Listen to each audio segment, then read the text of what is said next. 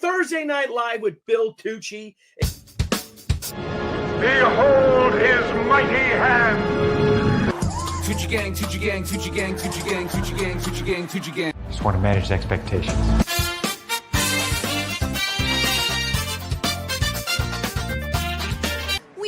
Weird. This is the worst.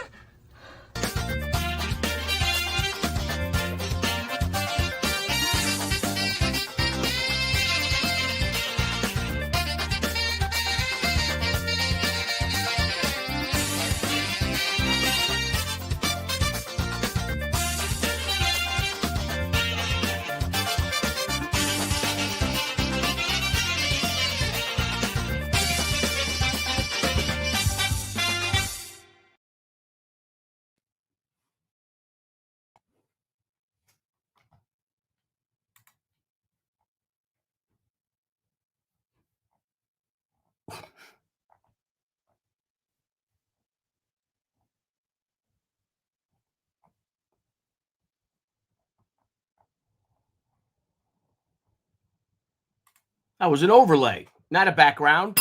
What's up, everybody? Teen Sensation Billy Tucci, and I am back, homies. We had gotten a strike, apparently, because what I did was our Professionals intro. Even though I had the same settings as the other Professionals, apparently Art, T-Bear, and I, for some reason, we get lost in those little that little blue area there, if you will, and we get struck. So that's 2 strikes against us. So I am not playing that Professionals intro anymore. I want to say hello to everybody for joining us. There he is, my friend Nicholas Gear, the great Nicholas Gear. Good to see you too. Randy Howell, that's right. Revenge of the Warrior Indiegogo is closing tomorrow. And no intros with guns. And no, sir, Glitch. No, sir. Not at all. Doing a little experiment to see if we are on the Facebook, see if that's working. I had streamed us to the Tucci Troopers thread, whatever, not thread, to the Tucci Troopers page. And I'm over here on this side of my very messy writing area of my studio. I apologize, but it's getting clean. My goal is to finish drawing Revenge of the Warrior, all my pencil roughs by, say, the week before Christmas. And then I'm going to clean this bloody place. That my bedroom. I have to clean my room. All my stuff is a mess and driving the wife crazy, if you know what I'm saying. But hello, everybody. Bad Adam 12. Hello, my brother. Good to see you. Thank you for everything, for all your support. Same with you, Randy. Same with you with Captain Shenanigans. I know swords are okay, so maybe we could do a cool samurai scene. But here's my little writing area of my studio. As you can see, I got my pipes here and my tobacco. So I got my Black Cavendish tobacco. I've got certain pipes. This is a gift from the great Dennis Barger, my pal. Of course, the Colonel is always with me. Some other awesome pipes here. It's my little incense thing. If you guys want to check out and see what I have going on here. Maybe this would look kind of cool. Here's my Gandalf pipe. If I set this up like that, that looks kind of better, doesn't it? Ah, yes, I believe it does. And then it gives us a little more room. I can throw the Colonel over here, throw my pipes over here, and there you go. So it's good to see everybody. I am so excited. I am so, what's the word? Humbled, actually, by everyone's incredible faith in the Revenge of the Warrior campaign. Thank you all so much. I don't even know what to say. We went into this a little nervous, and as Marcus Killigrew had told me, I have to, if I'm going to launch Ran, I got to do it now. And by golly, I'm so glad they did. I'm so glad I did, that you guys responded, because we are now over, and I'll share the screen. And I'm gonna show some cool things. I'm gonna show some of my pencil roughs to the book. No spoilers. This is what will be revealed in the rough cut edition, which is going out in a few weeks. I got to finish up some things. I made some changes to it, to the first 10 pages of the rough cut. 11 pages. The story's so it's gonna be 22 pages. But I'm going to share some of those. Here's our campaign, guys. We have 1 day, 3 hours, and 22 minutes and 10 seconds remaining. We're over $65,000. I don't even know what to say. This is on par with our other with our She campaigns. And I got to tell you, I'm just over the moon and just astonished by that you guys came out for it. And it's a lot of fun. Super bad girl, like ultra violent. But it's a great story. It's a story of this young woman, 22-year-old woman, Ran Moban, that you guys have seen if you bought Gatecrasher. But this is her first standalone graphic novel. So I guess you could say Ran #1. It's Ran Revenge of the Warrior #1. And in the story, that Ran is a child of the streets. And she wears this red circle over her eye, as if you could see. And the reason why she wears the red circle over her eye and her white makeup is to hide a scarring that was given to her by the butcher. Not the butcher, by the wolf. And what the wolf did was the wolf basically broke a bottle when she was a child. She was involved in human trafficking, etc., and tried to take her eye out and smashed it right in her eye and left a ring, a scarring ring. And she enhances that now when she goes out as chaos, really, as the spirit of chaos, and to enact her revenge for her and for all these lost children of Tokyo. And there's a lot of neon. There's a lot of rainy streets, a lot of smoke, steam, blood, guts. We've got flamethrowers. We've got M16 rifles. We've got 38 caliber pistols.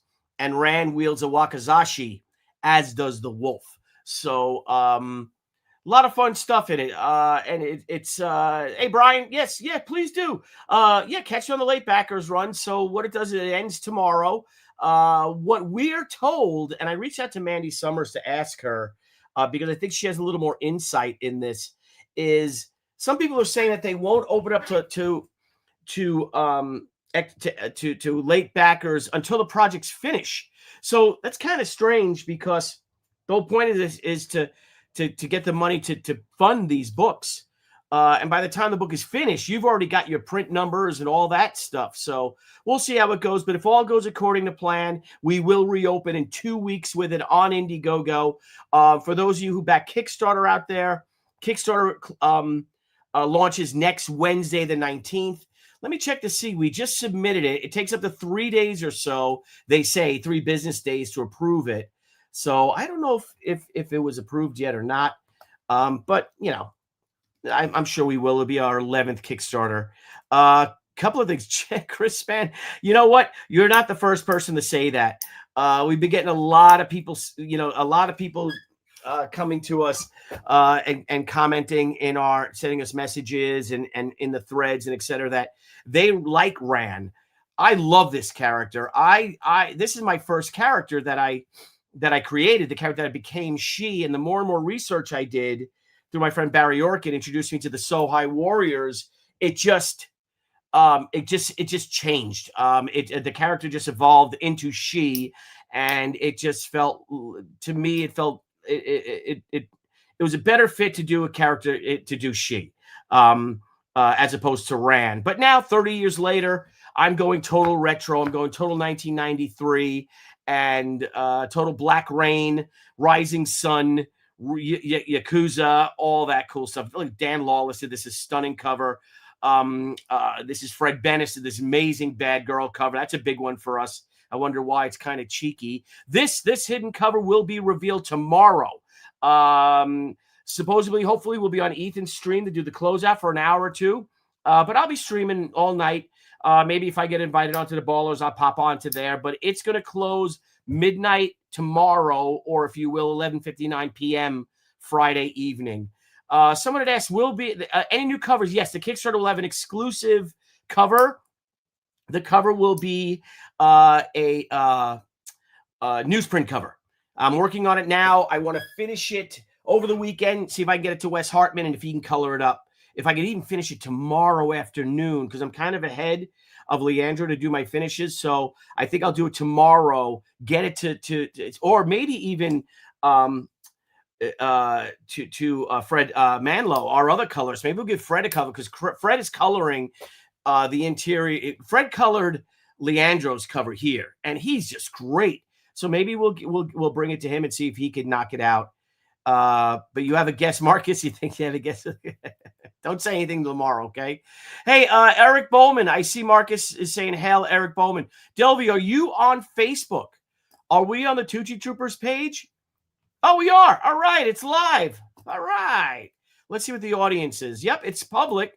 So if you guys are on Facebook, go to the Tucci Troopers page and you get, oh, look at Leandro is drawing. Oh, man, he's drawing a page. He's so great. Let me share that. Oh no, I don't know spoilers. I don't want to do that. But let me show. So here's here's Rand campaign, $65,000. Wow. Just we're gonna hope, pray that if we could do our closeout tomorrow evening, if we can make it, man, if we can make $10,000 in a night, I'll be over the man. I'll flip out. And that would unlock that next stretch goal. So thank you guys. Yes, Nicholas, I love She. I've got a great for She. I have to talk to Steve Peros, who wrote the Return of the Warrior trilogy, and hopefully Steve Peros can come back on board and script that. If not, I'm even thinking of something crazy for 2026. So what we're doing for 2026 is Rand, right? Revenge of the Warrior. In February or so, when I'm done with Rand, we're going to launch the She Omnibus Volume 2, the crossovers. So we've just got cemented our deal with DC Comics to include the Grifter She book. We're in talks with Marvel. We already got permission to do the Wolverine She 25th anniversary special. I'm going to put a call into David Bogart tomorrow. We got to send him a bunch of books. But I'd really love to include the Wolverine She crossover and the Daredevil She crossover. I mean, I guess I always could include art pages and things like that. Maybe, not the final printed pages, but it'll be in there in some capacity. And then we've done crossovers with Witchblade, with, oh my God, Psyblade, of course. The Gatecrasher book will be included, which has Lady Death and Usagi Yojimbo. I've got a lot of fun stuff. I found commissions and artwork drawn by some of the comics' greatest artists who did, like, one in particular, Bruce Timm did an amazing She Vampirella cover commission that I'd love to include. Oh, speak of the devil, look who's here. Ladies and gentlemen, Mr. Dangerous Dan Flawless Lawless. Hello. How are you, What's Billy? up, kid? I'm good, brother. I am good. Dan, this campaign is on par with She, Gatecrasher. And there's no Lady Death. Really? There's no Usagi Yojimbo. There's no Rob Liefeld cover. But you know what there is? There's a Dandy Dan Lawless cover. Where is that? Look at that. Yes. Dan, this is one of the most beautiful. I always say it's one of the most beautiful She images, but it's not She, it's Ran. So Yeah. be the most beautiful Ran image I've seen. I can't be sure. Yeah. But well, I remember when you asked me this, and I thought I came up with some sketch ideas, and I thought, what can I do that's a little bit different? That kind of, because often you have sort of like, she's looking hot, she's looking sexy. I thought, let's try an action. Let's see if an action would work. And I think it was pretty successful.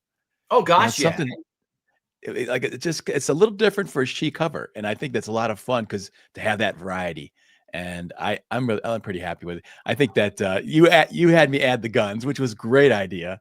I mean, that was like, because initially everybody there was no guns. And tried to animate this. Let me see if I was able to animate it. And now, guys, you did. You animated this, yes. I did. Okay, yeah. Because all caps. Are you Ethan? Now what? I'm sorry. What? Oh, all caps. I sent JC Vaughn a text saying, "Hey, I'm live if you want to jump on," but I had my caps lock on, and he said, "All caps. Are you Ethan now?" Yeah. Oh, anyway, but let me say I'm alive now. Anyways, the toughest thing about doing this cover was once I finished it, waiting to show it, because I was like, when you get something and you're like it's almost like you buy something for someone for Christmas, and you're just like, then you got to like keep quiet about it, like And not only that with this cover, but the the cover to be revealed tomorrow, which I did get a chance, of course, to color. Yes, The you did the an mystery amazing artist. job. You brought it to a whole nother level. So it's like 2 dreams come true. Yeah, yes. I mean, so I'm excited to do a cover, but then to cut the color one of my favorite comic book artists of all time, and I think most people really. It was surreal. It was a surreal experience. Like, wait a minute, I'm coloring this guy, So tomorrow we find out who that guy is, right?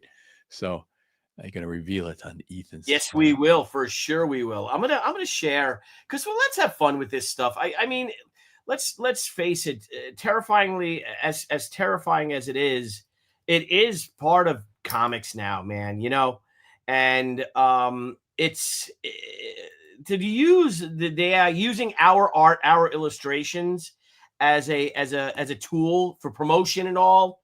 It's fun. We're not charging for any for it or anything like that or using it. But I'm gonna share my screen. Let's see if I can find a window. There you are. All right, Dan. There you go, Danny boy. Wait, I don't see anything. Me neither.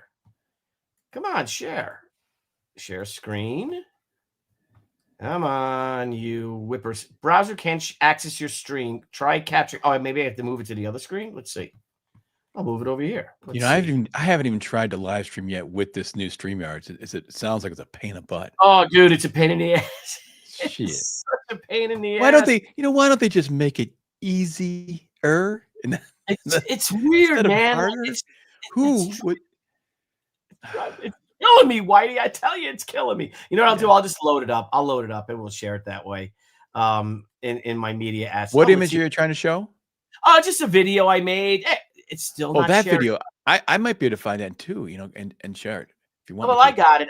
I'm going to load it up onto the into my video. I can just show it off my Twitter if it's. I saw it on. Yeah, I posted it on Twitter. So. Or X, what do you call it? Yeah, where'd you go? I think it's this one right here. Let me just do this. How you doing, buddy? What'd you do today? Well, actually, I mainly went to watch my granddaughter. Oh.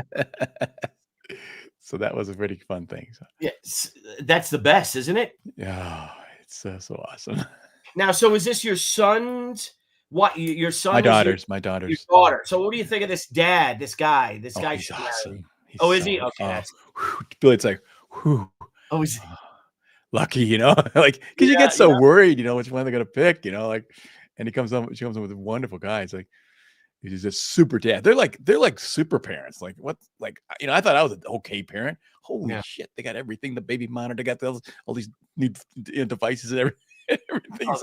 The food is perfectly taken care of. It's like wow. Okay, you get the gold medal.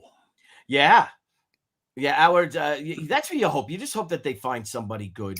Right. You really do. And like with us, with our son, my son William had one girlfriend, and oh my god, like he's a welder, and she was like texting him, "Why aren't you calling me back?" he's working. He's like, and that didn't last too long. Thank God. Yeah. William's a lot like me, very easy. Like I remember with Debbie and I, if we broke up, I'm like, oh, all right, and she's like, I was just trying to teach you a lesson. Debbie was the emotional one. I'm like, I was a terrible boyfriend. I just all right, I don't care. Whatever. Oh, I was the opposite. I was the worst. I was like, any girl? Is there any girl who will go out with me? Oh, really? Yeah. No. I think that's how I got Debbie. Actually, I wasn't. I was like the first guy that didn't kiss her ass. I think. And I like that. I'll change. Actually, the funny thing is I always I swear. I mean, I didn't much of a dating career, Billy. I got to tell you. But I always got friend zoned every freaking time. I'm like, what the hell am I doing wrong? And then the final one where my wife, I actually had another girl that I had gone out with just one time, and I thought I'm loyal to that girl. Yeah. Oh my dude, really? Oh my god. So I had for the first time I actually wasn't totally gung ho over the top. Right. And he's like, so I came across probably as normal. Yeah, then you were calling her everything. Well, I remember one time, and my mother-in-law. So Debbie was really popular and stuff. And I mean, every time we go out, I get into fights with guys and stuff like that. Almost every time. So it was when remember the movie Big? Yeah. So Big came out, and it was the summer. So I was working for a sprinkler installer. And we were in college, right? Right. And she worked in the city, and she was in sales, so she was always dressed up and everything like that. And so we had to finish a job. So we finished, we worked late Thursday, but we didn't quite finish the job. But we finished it by say 11 o'clock the next Friday. And the boss was like, all right, that's it. We're done. So I get home and my mother's like, hey, Billy, Murph called, right? So I'm like, I think it was Murph, one of them guys, one of my buddies. So I'm like, oh, so I call him up and he's like, bro, we're going to Captree, which is by the beach by me. They got dollar buds and all the clams you can eat, right? And I'm like, well, Debbie's going to be probably home by like 7 and we're supposed to go see Big tonight. He's like, dude, it's like 11:30. You'll be home at like 4. I'm like, all right. Trash. No way. Forget it. So this is before cell phones, right? Right. So she's calling, asking. My mother's like, I don't know what. She's not home. So Debbie got home, got changed, and waited for me all night. And I stood her up. So the next day, was a lot of like her college roommates were coming in or something, and their boyfriends and stuff. And I remember showing up, and there was my mother-in-law, who wasn't my mother-in-law at the time, and she's like, "Come here." I'm like, "What?" And Debbie's pissed, like, "You stood up my daughter. You? Do you have any idea? You have any idea who my daughter is? I've got guys from high school calling here every day, wondering about her, and you stand her up. You stood up my." I'm like, "Yeah, it was dollar buds and all the clams you can eat." At the Captree, don't they? But that, can't you see that's a big deal? But yeah, it wasn't. But you know what? It's I was just hanging out doing stupid stuff. So that's the thing is those kind of things can work in your advantage too, because if you come across too strong, too like needy or wanty, then they're like, oh, well, I can do better than this, So sometimes it's like any sales pitch or anything. You don't want to, like make it too like a whatever, yeah, it kind of like is, right? It's always fair in love and war. So, remember the girls would date like the jerks. Say this guy wasn't even a good looking guy, but he's just an asshole. But because he was confident or something, girls like confidence, young girls and stuff. What's happening? Right. Hey, Griever, what's happening, brother? Yeah. Bad Adam 12 gave us a $10 super chat. This just might be my first super chat as taking over the Pop XP. And thank you for that, brother, Bad Adam 12. Hey, Billy, Dan, headed to and actually a message to Adam. I did email him today to try to send. He asked me before because he bought my Elvira drawing off of me. And then he is asking about the color version, and I did send it to him, but it didn't go through. So I sent it to him. He gave me a different email, and I sent it to him today. I sent that other email like the October 30th. So just so he, check your email, Adam. Look for that colored version. I sent it off today, just so you know. And I tried to send off the grok things, the animation things. That also, Billy, did you see that? Man, the grok can do great things with the woman. Like it's like, if you got it, can you share it? I mean, I know we should, I know we shouldn't, and it's dangerous, but it's just so fun. Real quick, I see you all being in the back. Hey, Billy, Dan, headed to Vegas to the F1 next Tuesday. Oh my God, I'm so jealous. I can't wait. Dan, did you get my PayPal message? I don't know how to contact you otherwise. So I guess we handle that. Yeah, I got his PayPal message, and I said I responded to it by emailing him with the email he gave me today. Perfect. And Dan, if you want to reach out to me, I can give you my phone number and I can share you Dan's number and stuff like that, or whatever, or his email. So thank you. I am so jealous you go into that. We will be watching it Saturday. Let me bring JC Vaughn in. Let me hang on. Let me. What is this thing? What place is he going to? Formula One race, the Vegas Grand Prix, bro, is next Saturday night at 1:30 in the morning. Oh, Bean, hello. Hey, Jeff, how are you, man? Hello, Dan. Hello, Billy. Hello, my friend. So it is the Formula One race is it's in Las Vegas, and it is the let me put my comments on. By the way, Jeff, it's been way too long since I talked to you, man. I can't stand that. I love talking to you. I love you. I love the history of comics. Everything, everybody, and everything. It's so much fun. Just an encyclopedia. Well, thank you. There are days where I feel like I know less and less. But every once in a while, I'll stumble into something where like, hey, I actually know something. Mm-hmm. Yeah. Hey, Matt, that's Matt Stapleton, my brother. What's up, Matt? Thank you very much, pal. Thank you. And JC's brother and dad were both veterans, and salute to them. Oh, your And my brother uncle. still is a veteran. Your brother still is. And my uncle as well. And your uncle and your brother's retired, actually, right? Yeah, he's an Air Force contractor now. Yeah. So, Yeah, my dad. You know, my dad was in World War II. was he really? Yeah, and What did he he was do? on Saipan, Guam, and Okinawa. Whoa. Wow. What And did he was in a Sherman tank. Holy crap. Did you ever see the Pacific? Pardon me? Did you see the Pacific, the HBO series of Pacific? No, I did not. Really? No. You got to watch it. Dang. Okay. It's not as good as Band of Brothers because what is, but Right. it was very good.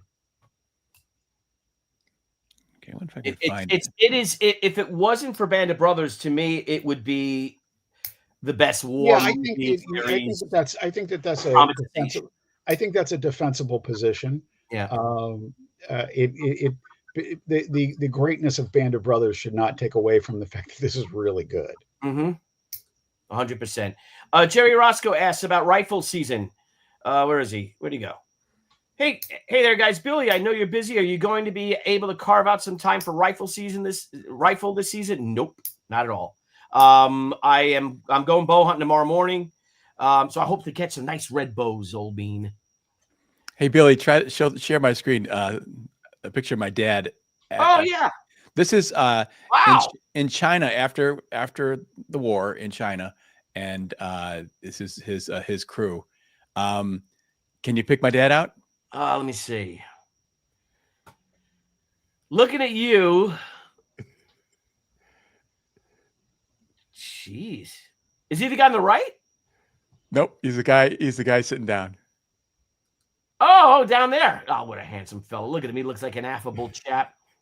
Yeah, you can see He was the most likable person. He was a salesman, and he liked people, and he really, he had a personality that would just befriend anybody, anywhere, anytime.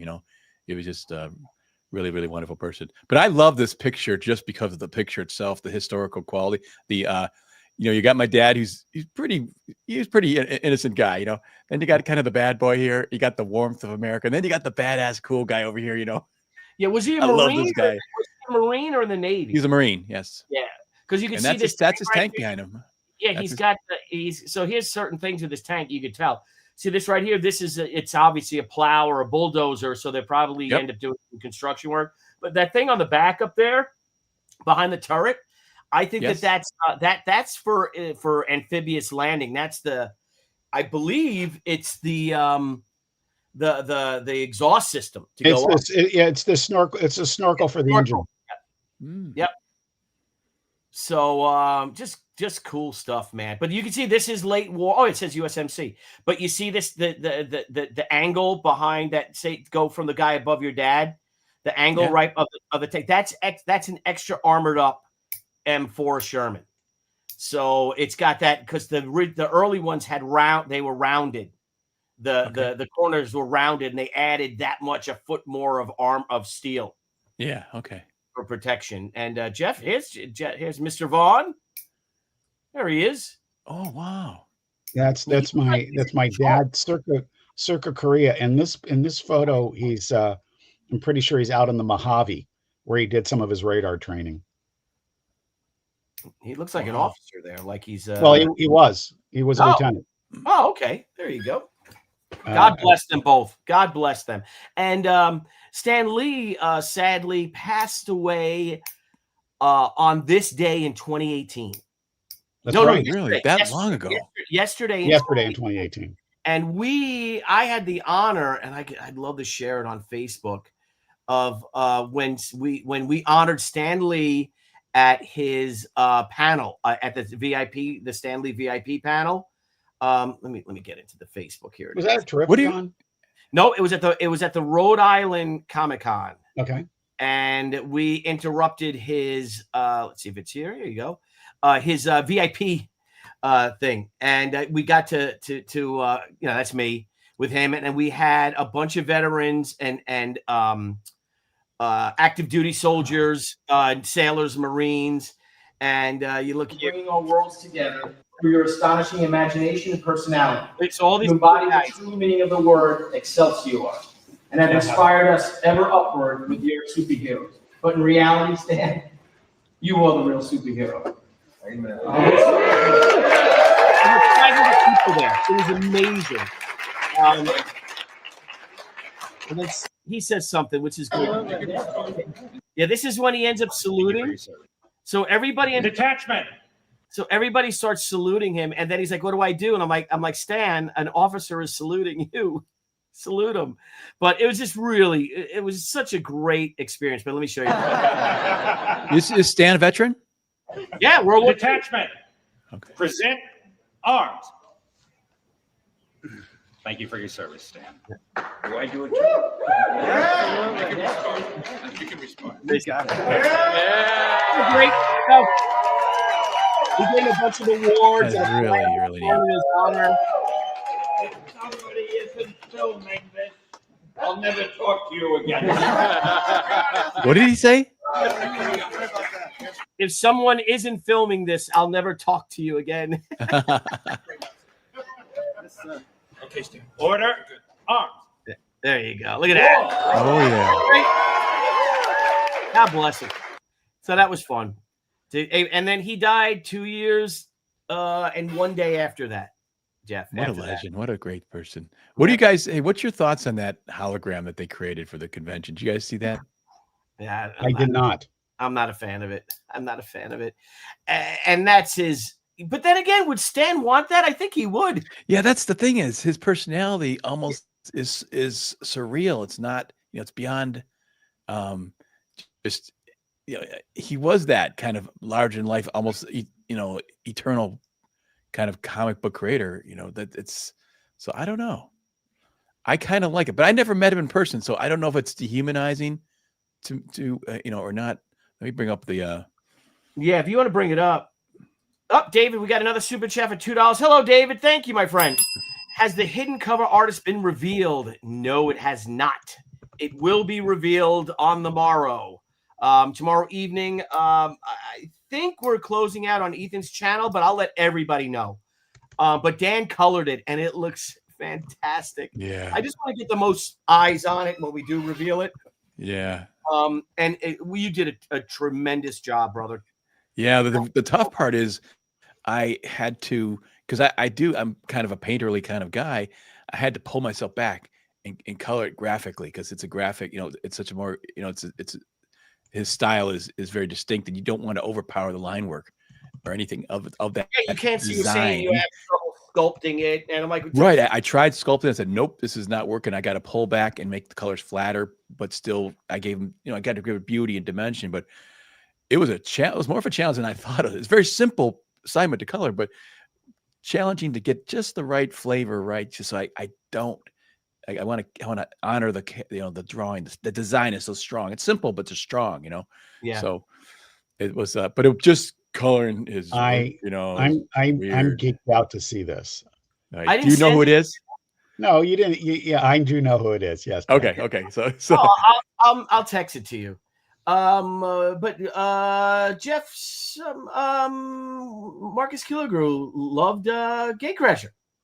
Yeah, we had a couple of nice comments there. Marcus was one of them, and it's really cool that people are getting it.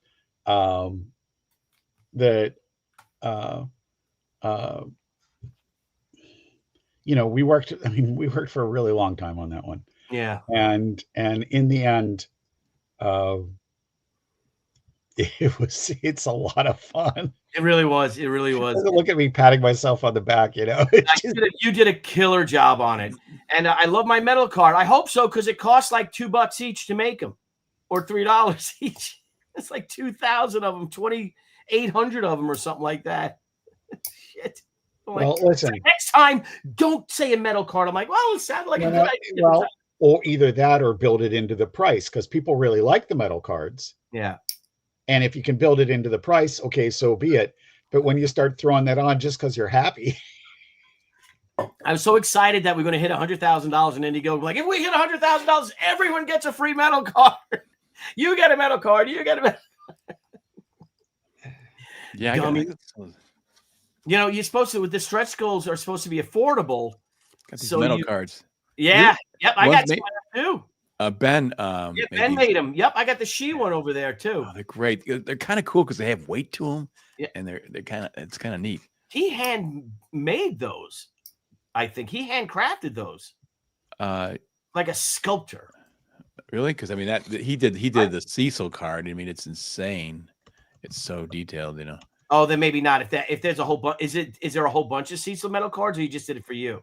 Just got one, but I'm just saying it's so sculpted. I don't think any human being could do it. I think it's got to be done by somehow by digitally, or the computer. I just don't see it the possibility of doing it by hand. If I can answer Glitch, I'm sorry, Glitch. The metal trading card came with the She action figure. Was also cool. Yep, thank you. Glitch. Still waiting for my shipment of Gate Crasher, but that's the issue with international shipping. I'm sorry if there's any delays with that. I guarantee you'll get your books. If they haven't shipped already, it will ship. We're putting everything together. It's really just Debbie doing it, and she was under the weather all week. Mike came in today and helped out. But it's basically, right, Jeff? I mean, it's literally Debbie doing it every day with Mike coming in half a day, 2 days a week. So just give us, please be patient with us. Everything is in. We just got the T-shirts in. Did I bring it? Oh, I brought the T-shirt down. We just got our T-shirts in. They look great. And of course, I left it downstairs because I'm a terrible host. Oh, it's laser etched. Thanks, Glitch. Thank you, buddy. It looks fantastic. Anyway, here is the Stanley AI. You ready, Jeff? As Hollow Stank to join you at the 2025 Los Angeles Comic-Con. For decades, I had the thrill of spinning yarns about heroes and villains in that mighty Marvel manner. But the real heroes have always been you, the fans, whose excitement kept those stories alive. The world may be a little nutty now and then, but as long as we share our stories and imaginations, there will always be room for hope, heart, and heroism. So thank you for keeping the dream alive. Excelsior! What do you think about the X-Men legacy being so tied to the civil rights movement? The X-Men's struggles for equality and acceptance were indeed inspired by I don't like the civil political rights stuff. movement.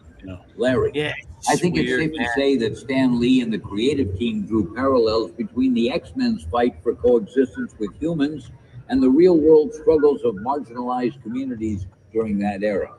This was a powerful way to address social issues through storytelling. The X-Men's legacy continues to inspire and resonate with fans today. Great question, Larry. Another fan I don't named know, Jeff. Melissa. She wants to know if you could pick one. What do you guys think? Now, here's the deal. There's enough Stan audio and video out there that if they wanted to write a real AI and have it select that stuff from a database and say, here's the closest comments Stan had on that subject, there'd be nothing for any of us to disagree with. Right. But where they are interpreting, I find it as pompous as all get out. Exactly. Yeah, I hear you. I hear you. Agreed. Yeah. But besides what's being said, I do actually think that's stunning that they can make sort of a 3D image of him. Oh, listen, there's no question that there's some amazing stuff going on, and I don't mean to put it down. And I'm not casting aspersions on their motivations. I mean, I presume that their motivation is to make some money doing it, but even that, hey, I'm a capitalist. I don't begrudge that. Yeah. Yeah, I don't have any problem with it. Yeah, I'm just but also I actually would Stan want it? I think so. I mean, this is him. I think so too. His kind of like his, his personality was that he was projecting was not really him necessarily. It wasn't necessarily real. It was a marketing. He was a marketing person. Like he had a marketing character that he presented, and this is the character that he presented. And I think that's sort of okay in that way. You know what I'm saying? He was a product. Stan Lee was that's why actually that's a funny thing I think about it today is like the when we're doing these comic books now online and we're promoting them on YouTube, we actually are part of the product too. We sell our personalities, we sell our relationships, our friendships, like like our a talk show. You're selling a talk show and a comic book, and that's kind of cool. I think it's a neat thing you can connect right to the creators, go directly to them, talk to them, ask questions, insult them, whatever. You know what I mean? It's fun. I think it works for me. It's coming. You're not gonna be able to stop it. Yeah, it's how you react to it, pretty much. Yeah. I mean, you've got to either embrace it or resist it. AI is either going to be a tool in your toolbox or it's going to be the hammer nailing your coffin shut. Yep. That's an excellent analogy, old bean. What are you sharing here, Jeff?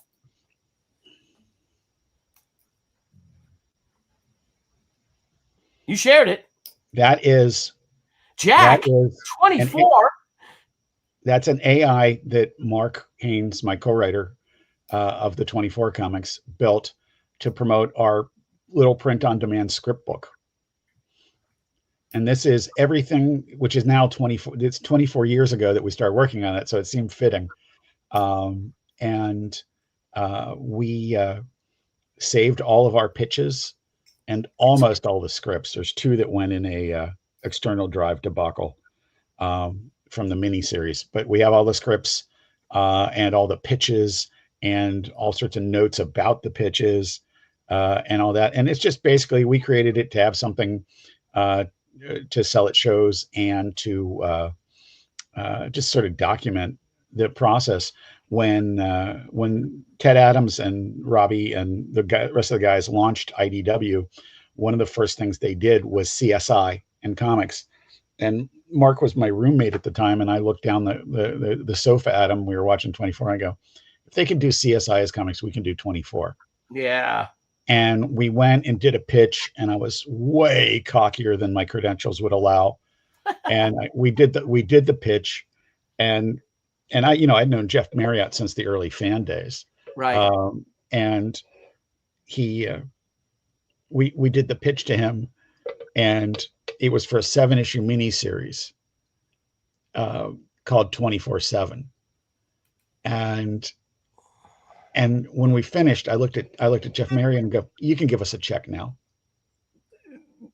Which was just like, wait, I mean, I wasn't that kind of ballsy for years about my writing. Well, so where that came from, I don't know. But we felt really good about it, and they liked it enough that they didn't have the license when we pitched it to them. They went and got the license.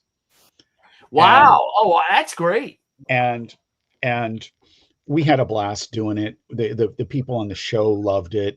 It led to me writing the trading cards for season 4, 2 sets of them. And it was just a blast. But we went back and looked at this and like, okay, first off, we're way better writers now, but there are some gems of stuff in there and what we were doing. And it was really fun to look back on when we did this project, talking about it, the voice that we're talking about, the preambles to each of the scripts and the pitches and stuff like that is all modern voice. And then the rest of it, we left alone. We didn't clean up any mistakes we made or anything else like that.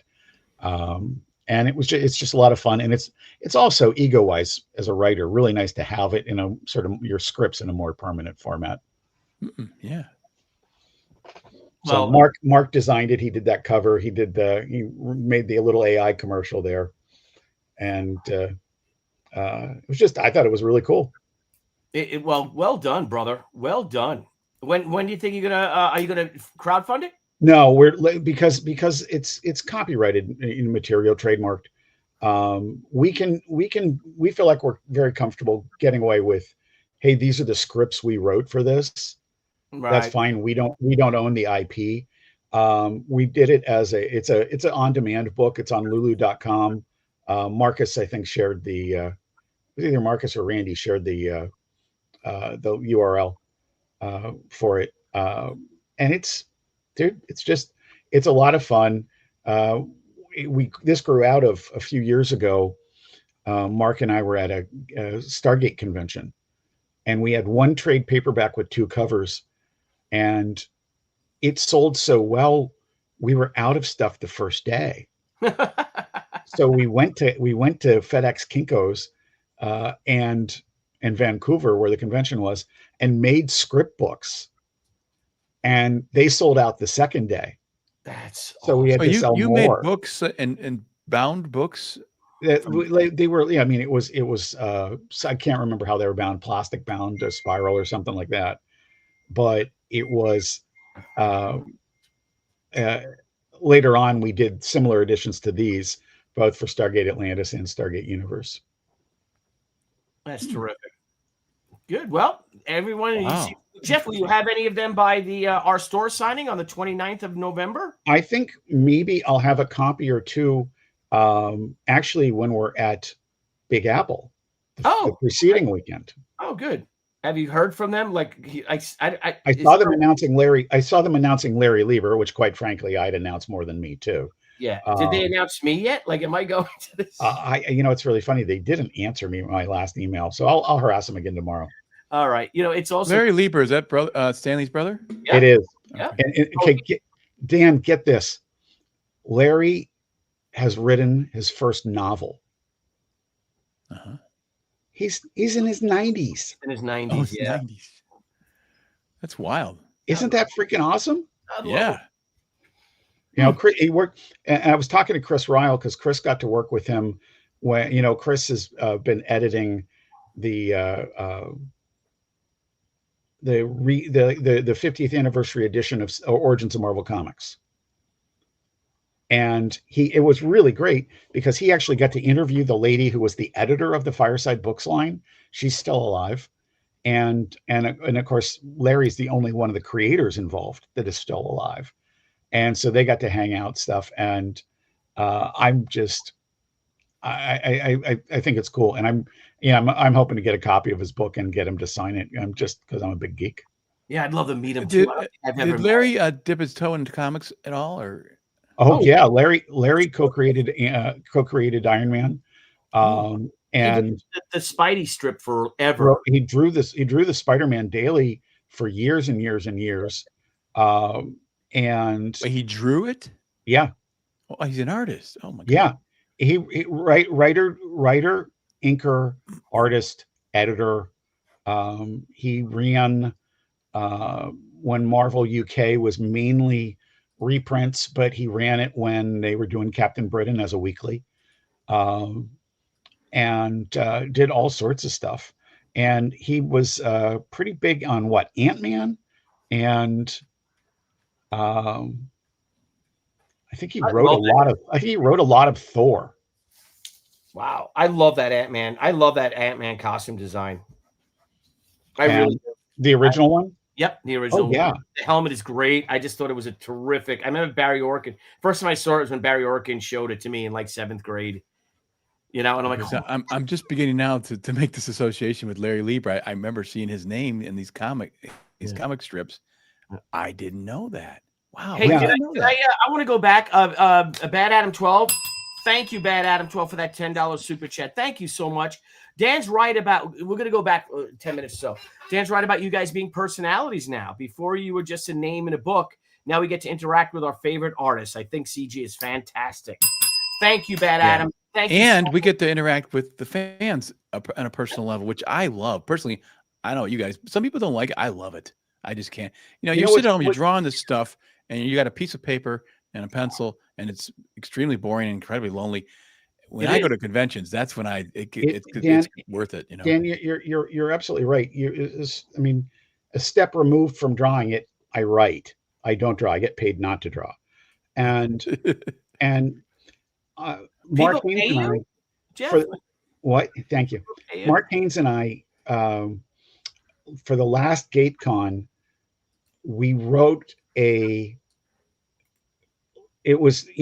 wrote a script to be done as a live reading for all the people from all 3 Stargate series who were attending the convention. And so we literally Sunday night, we got the final list. We had the thing mainly written. We did a quick rewrite Monday, proofed it Monday, sent it to the printer for Tuesday morning. They were also based in Canada, so we wouldn't have to deal with customs. So they printed it, and then Friday we got it in Vancouver. So like we sent it to the printer late Monday night. They got it Tuesday morning. They printed it. We did a live reading, and dude, I was backstage, and all the jokes were landing, and I was bouncing up and down because I'd never heard anybody reading my stuff aloud other than at a party before, and in interacting with immediate feedback from an audience. It was surreal is a you've overused phrase, but I was literally jumping up and down. It was so great. Yeah.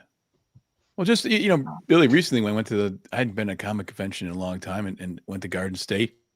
I met all these guys that that you see them in the chat and stuff. And it's so nice. It's so much fun. I was in heaven. You just showed up. Remember? Like, there you were. Yeah. What happened was that my wife and I have friends there in New Jersey. They thought, oh, we'll go visit them. And then afterwards we came to the convention, just the after party. We didn't even go to the convention actually, but just at Graham's, cigar party.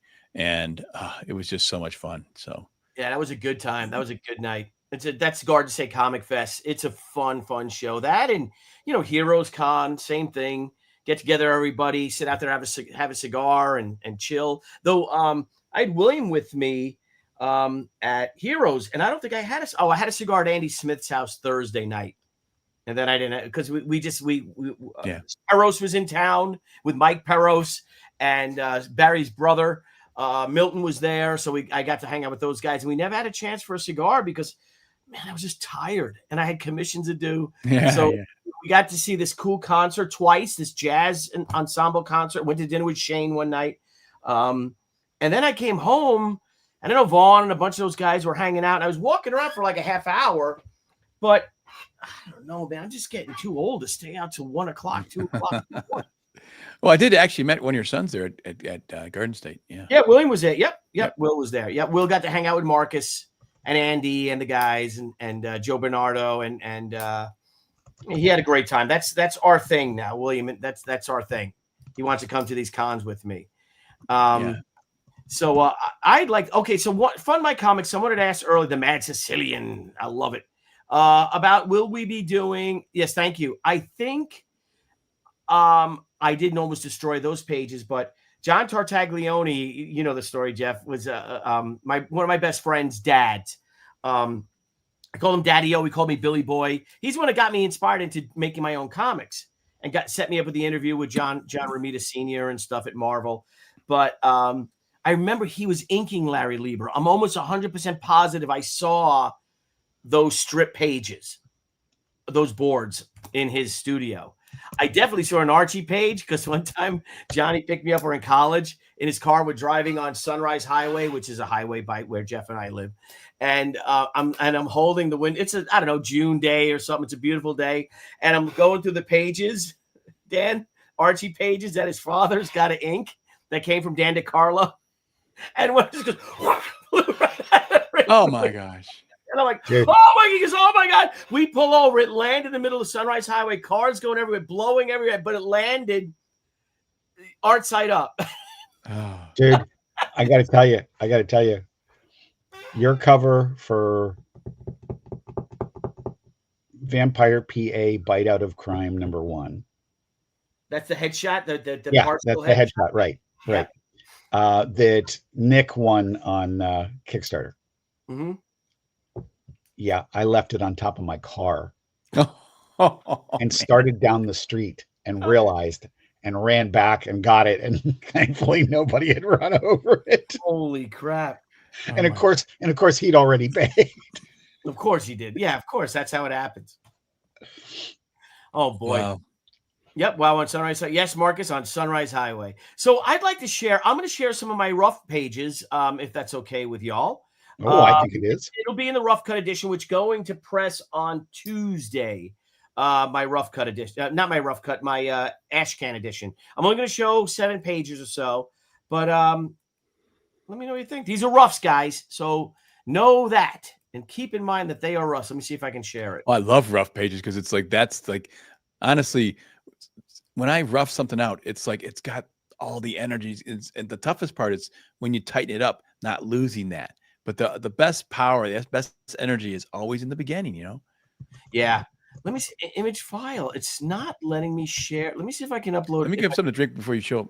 Go ahead. Sure. Yep. It's a pain in the butt. Let me see here. Let's do that. Row cut edition. Let's see if these. It will not. Oh, because they're TIFFs. It allow me to share a JPEG, but not a TIFF. So Weird. do This video feels- pirates have JPEG legs? Thank you. And Let me see if I could share my screen. when they're arrested, is it video capture? Oh, just stop it, please. Stop it. And once captured, are they allowed out a limited video release? Debbie just rolls her eyes whenever we share, whenever we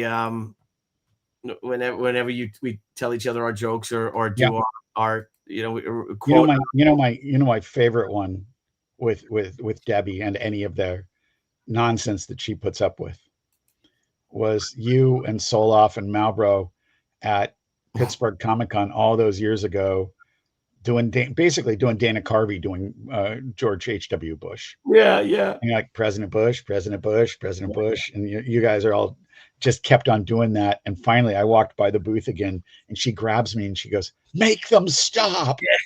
and I looked at you guys, and I looked at her, and you guys are keep going, right? 1,000 points of light, all that. And she goes, "Please make them stop." And all I said was, "Wouldn't be prudent at this juncture." Wouldn't be prudent. Not gonna die. Yeah, not gonna die. Not gonna die. Hang on, what is going on with this? Can you remove your 2 images? Maybe there's a limit of what I can share. Maybe there is. Try it now. Window. It's opening the window, but it's not letting me. Well, let me Is see. it because they're tips? It's weird. It's maybe because they're TIFFs. Could that be? Browser can't access your screen. We're having a nice conversation. Who wants to have a tiff? Yeah, who wants to have a TIFF? Well, I'll turn them all into JPEGs. Why not? So strange, Dan Lawless. You still haven't got this figured out? I want to get a drink of water and everything. Everything I used to do. It's just boomers. I don't know if it's even boomers. I just think it's just dumb. Save folks. It should be intuitive. I don't understand this. Okay, don't get me started on should be intuitive. Yeah. Indiegogo has still not released my money from a campaign that ended on October 18th. Oh my God. Well, I didn't want to say this, but they haven't released Andy Smith's money, and his campaign ended on October 1st. You guys are both, I think, Andy. But my campaign is so freaking small. Yeah, that's the frustrating part of it. Oh, And the books are all printed, but I can't send them to anybody till I get the postage money. Yeah, that's how this works. And what's really frustrating about it, all the Kickstarter backers except the guys getting the metal covers have theirs. Like they almost all have them now. Yeah, so you I know you were saying that you're seriously considering, or you're past the page of just mere considering, but to refund the backers all their money. But yeah, I mean, like literally, I'm pretty sure that if I don't have an answer from them tomorrow, that Monday I'm doing that, and I'll hate to do it, because I can't do another Kickstarter campaign because the thing's printed, but I can, I can send them my PayPal address. Oh yeah. Yep, you can do that. Okay. I don't know. Let's see if this works. I think maybe that'll be the way it works from now on. Yeah, I'm going to try to share my Photoshop. Send me some money now. Send you a comic. Let's see if this works, guys. I'm sharing Photoshop. Sharing Photoshop. You son of a bitch, you. It's not even letting me share Photoshop. Is it share? You share it as a Chrome tab? It's saying the browser can't access your screen. Try capturing a different screen to see if this continues. I've got 2 screens open. Yeah, so let me try another way. I saw another way that I think quite possibly I can do it. So let's try that one. Page. Let's say save as. I'm talking about this new this way of making comics. So besides the snafus we're having right here, I love this new crowdfunding way to make comics. It's just so cool because you're like Jeff, you've been saying, you put your heart and soul into this. You have the time to do it. You know, that's the main thing. Is gone are the days where you're cranking this shit out, rushing out the door, and it's just junk. You can really sit there and make it your best. So, because especially if someone's paying a little more per comic, Sure. it should be your best. Yeah, And so, absolutely agree. I think one of the things about it, Dan, is there's also, you've got any entrepreneur's chance to differentiate yourself from other people. I mean, listen, everybody knows me in the industry knows me as the Overstreet guy. Very, very small percentage know me as a comic book creator. And I'm trying to change that dynamic a little bit. Mhm. And so one of the ways I did that really was counting on this campaign, because this is a dream project for me. This is my second longest gestating characters that have actually ever made it to the page. I mean, I thought of this like a gazillion years ago and tried it over the years and failed, and got close a couple of times and failed. And chain of events led to this, a spark, creative spark in my head. And I found somebody that shared the vision and got the art done ahead of time. And then I found a printer that was willing to print it, knowing that the money was coming. And so the day I got the comics was a Friday. 2 days later, the following Monday, the money got there. I wired it to the printer immediately. They're paid for. I already had the boards, the bags, the packing material. I had the trading cards the following day, and so they started going out right away for the Kickstarter people because it was paid. And the thing I wanted to do to differentiate it was like, hey, this is the shortest one you're ever going to wait for. I just wanted to stick in people's head that way so I could do something a little bit more ambitious the next time. Mm-hmm. And you want to get the damn thing out to the hands of the backers. So on the Kickstarter people, like I said, everybody that was not one of the metal covers either has theirs or will have it in the next day or two. I mean, they're boom, done. And the Indiegogo, which was only supposed to be gravy, because I've never done that well on Indiegogo. It's so appalling because during the transition of the platform, they were fairly communicative. Like, they replied fairly quickly. And now, even with Debbie interceding, I can't get an answer. What a pain in the. They're probably getting overwhelmed with all the questions now. It is because they either internally bought or thought they could snow us with this will be a seamless transition. I think you might be right. I think you might be right about that. Yeah. So what are you guys thinking about Fund My Comic now? Do you think that I got to tell you, when I did sorry, Billy, I didn't interrupt. No. When I did Captain Action versus Al Capone, Indiegogo was super disappointing.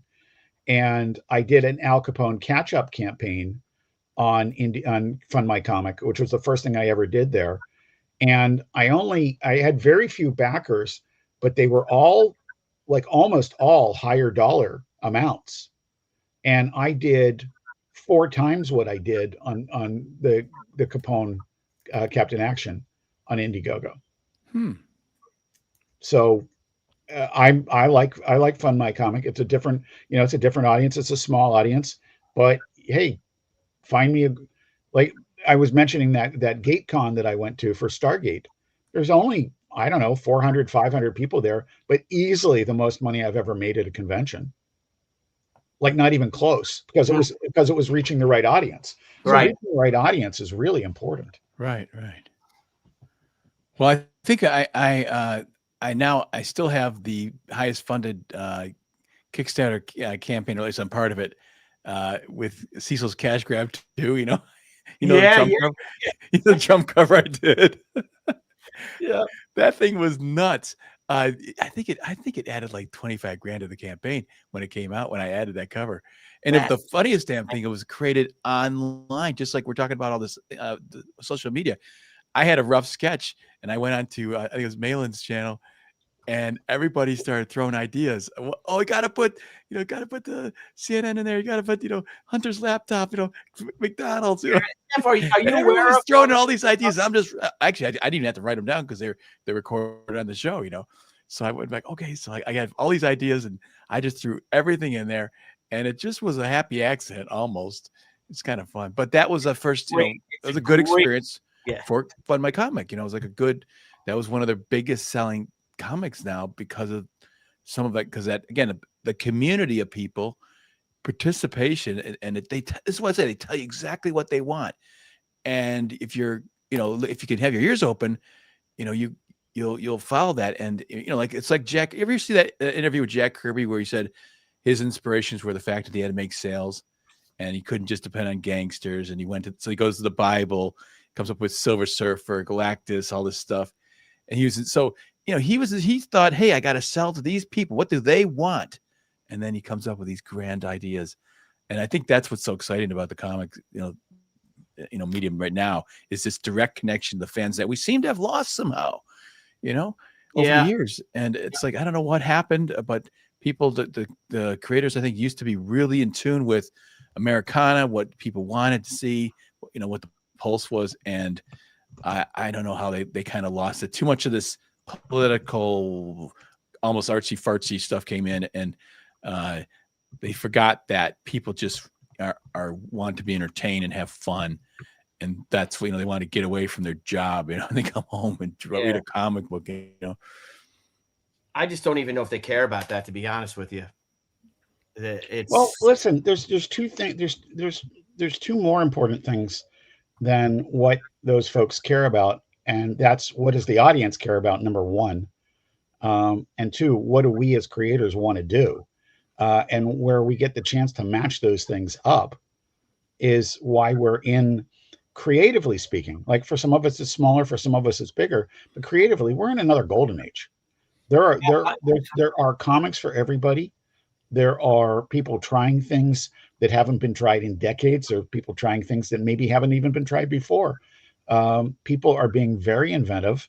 I admire the guys who have turned this, their crowdfunding into a machine. We talk about Brian Polito all the time. Yeah. And, Brian's audience is what I would describe as narrow and very, very deep. It's not as big as superhero comics, but boy, those people have a passion that most of the superhero fans can't even begin to match. Right. Well, because they know the creators. Brian's created, an army. Like a family. He's created with his and Dan, what you're saying about meeting fans at shows and stuff like that. The truth is, I've always sucked at selling my own stuff at shows. I say I can, but you get me talking about the guy next to me, and I can start raving about his stuff. Yeah. And what I've been learning about how to step out of that shell is when somebody engages me, I enjoy talking to people who enjoy my stuff. There's probably some ego in there. Why wouldn't there be? But it's an amazing thing. And there's nothing, if you have the passion to do a project, its validation is not that it sells a gazillion copies. Its validation starts with one person really getting what you're saying. I mean, for me, I'm going to write anyway because there's crap I got to get out of my head, and make space for other crap. Yep. Yeah. Exactly. But it's a phenomenal. I mean, listen, it doesn't take care of any of the injustice in the world or anything else like that, but it's so freaking egalitarian. Like, you can be in there, and somebody like Billy is going to sell a gazillion copies of something, and something like me that's going to sell not. But it's but seriously, man, I look at this and I see some of the stuff like this guy George Medina that I met at LA Comic Shop. He was there pushing his series Wonder Duck, but he was telling me about his project called the thing is called The Shameless Plug. Yeah, yeah. And I'm like, how can I not back that? Yeah. Maybe he'll be at this store. I'd like to meet him too. Yeah, you'd like him. He's very impressive young man. All right, so let's see. I'm going to share some roughs if you guys don't mind. Let's see if this works. I want to see them. It worked. Huzzah. I had to load them up into my Dropbox. I can't share my screen on my computer for some gosh darn reason. So this is how we open up. This is the opening of right now. Jeff, you've read the opening scenes. Yes, first 6 pages, I believe. Yep. So this is up to page. I'll share up to page 7. But just imagine it's Tokyo, Dan Lawless, and everybody out there, right? It's 1993, right? The Yakuza has there was a law, an act that was a organized crime act set in the end of 1991 that literally neutered the Yakuza in Japan. I just like to say, Billy. Yep. As your editor, figuratively, not literally. Oh yeah, figuratively. What did I say that for? You know, I say literally too much when I'm around you for some reason. You literally do. And you and you always correcting me. Yeah, figuratively. So what they sort of literally neutered is a different story. Yeah, it is. Yeah, that's a whole nother comic book. That's what like. But so here it is. It's going to open up. You're going to think nighttime, right? It's about 3 a.m. in the morning. You're going to see a fog shrouded the streets of Tokyo in the Kabochinko district of Tokyo. The Kabochinko district, Dan, is the stuff you see in all the movies, all the neon, right? Totally Yakuza territory. All the pachinko machines. A lot of bars are open until 4 in the morning or so. So just think 1990s. Think neon. Think wet streets. Think fog. And this page right here, you just it just opens up with the street here. Now this is my rough. I'll show you. Maybe I should have opened that up. That image too. That let's just see if I can find it. Go Japan, Tokyo. Here we go. So let's see if I can find the I love cinematic storytelling. I love the when this stuff started showing up in the 80s. Yeah. You had panel, and they kind of like, it was more like a storyboard than a comic book. And I think that when you get that sense of from panel to panel, it's like beats, it's like rhythm. Yeah. And time, and you get a sense of time passing. That's storytelling to me at its best. That's what comics can do. 100%. So if I share this right here, so basically this is the city. This is it. Yeah. Right. So I mean, I might even use that right there Yeah. for the street. So you just imagine but this is now 3:30, 4 a.m. Right. Think Right. of the the fog, and through the fog of this with all this neon, you'll see a lone headlight of a motorcycle. Okay. Right. So let's grab that. Again, these are roughs. So you see so here we go. So here's the motorcycle, here's the scene. All of a sudden you just see a shrouded figure of the bike, and they're silhouetted through the fog, and all of a sudden the lights start piercing through, and you see these bikers led by the Wolf, this Vietnam veteran U.S. Marine, who's like leading, we'll go to the next page right here. It's working. Ha ha! So here they are riding now through it. You see they're bikers. They're American bikers in Japan. Start describing about the whole thing that the Yakuza started farming out their operations to gaijin. You're talking Russians, English. Yeah. By the way, drawing motorcycles, pain in the ass, man. It is a pain in the ass. It is. That's why the rough like it's this. So tough. Put all the work in the final. So they're going through, and they end up going to this. I would never want. I never want to do when I did storyboards, Billy, there was the 4 C's that I always dreaded. It was cars, cities, celebrities, and crowds. So it's like, because cars are they're not exactly a rectangle, but they're not an oval. And so you're trying to figure out, they'll put them in perspective. It's so difficult and weird. Dan, you're so right about that. It's one of the reasons that the cover for Harbinger #1, which was David Lapham, I think inked by Bob Layden, I know colored by Janet Jackson. The Mustang on the cover of that, why it resonated so much was it was right. Yeah. I know that. So hard to do with perspective. And listen, I'm 100% not an artist, but I understand this stuff enough as an editor to talk to people. And when you can say this looks like this thing would look like in that situation, that's a killer bit, and that's hard to come across in comics. It's hard to come across in fine art, let alone comics. Right. Although now it is actually easier to do. I mean, we all just talk about 3D assets and stuff. Yeah, I use Google SketchUp, bro. I hate to say, but that for technical stuff, it actually helps out a great deal in that realm. Sure. Yeah, especially the way people are expecting that now. You know, I mean, if you're like oming, you know, that style, you can get away with it. But for the rest of us, you know, I'm not that confident of an artist. I got to read a super chat by the great Paul Taylor, $10 Canadian. How's it going, eh? Hail, panel, and chat. Billy, I thought the evildoers took you offline. Nice to see you back. Cheers. Cheers, my friend. They did, but it was only a 24-hour strike.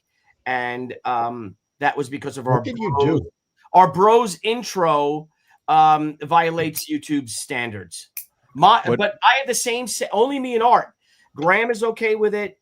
Andy's okay with it. And Aaron is okay with it.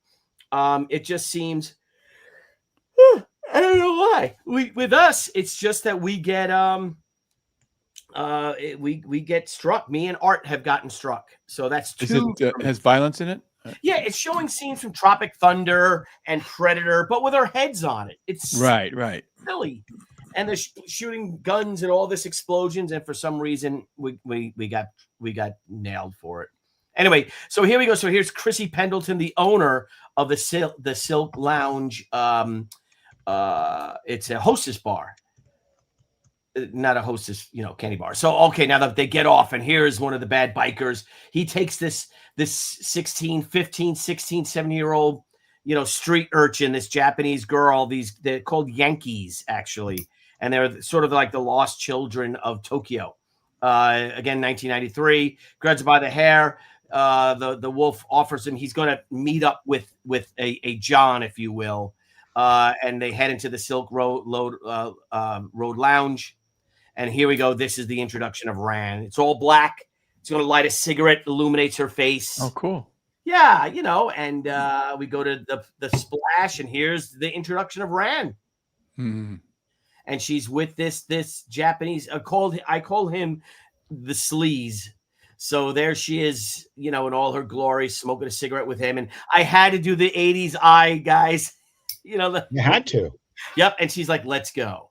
So she's there in there. You know that 80s eye thing. You know that 80s eye thing, that close up like that. That's just a riff on Wally Wood. Is that what it's from? Wally? Is that one of his? One of his 22 panels always works. I mean, it's a different angle, but it totally works. Yeah, love it. So I had to do it. So there's, you know, with the red. Especially be good with her red eye patch, so to speak. Yeah. Yep. That's what I'm. Eye right out. And then it'll make her eye color jump. Yeah, and she has like hazel-like eyes, and there's some scarring here because, again, the reason why she wears the red circle is that the wolf tried to take her eye out with a broken bottle, which you'll learn later on. No spoilers, but it's not really a spoiler. And here she goes with the sleeves, and she's going to go into the bar, and here she's leading him. Again, they're roughs, guys, but you see the little bell that she has hanging from her wakizashi. And like, you're a strange one, he says to her. And here's me moving it back. Got to move this back. Those faces are great, Billy. Yeah, and he's like, you know, what's up with the bell? And she's like, well, for a time when I didn't need it. And he's like, well, just remember, your bell or your blade is no match for my 38. And then I hope we understand each other. And that's where she says, Crystal. Got to show that little. Again, we're going real 90s with this, real bad girls. And they go into the bar, which is a pain in the ass to draw. My goodness. So here's a Silk Road Lounge inside. It's going to be dark. What's the? Yeah, I was going to say, what's the lighting like going to be like in there? Very dark, but it's going to be purples, not unlike Dan's background over there. You know, but he's like, relax. No one's going to notice you here. as they're walking in, but of course Chrissy does. Chrissy notices Ran, and they give each other that look, and Chrissy motions to the back. So there they head. I can't wait to show these pages when they're done. We'll give us a week or so, a few weeks to have them all done and colored. Opens up, goes into the back alley. It's going to be a lot of shit in the back of this alley. And here's one of the bikers. And what a great face, Billy. I like that. Yeah, and he's like, "Is this a gift? This is. It's supposed to be an up angle. I'll fix it. It'll be fixed. We'll have Leandro fix it." And she says something here to him, and he's like, "Yeah." And that's how it ends. I don't want to show what happens on the next panel, but fun stuff, man. Play with it. Angles, a lot of junk to give the establishing shot. I really got to fix this shot, but I like this face of her. That is beautiful, actually. Really. Yep. And so that's that. Yeah, you got the women down pretty well. Yep, I just got to get the thuggery going. That must be your ladies' man, because you draw the women and the ladies.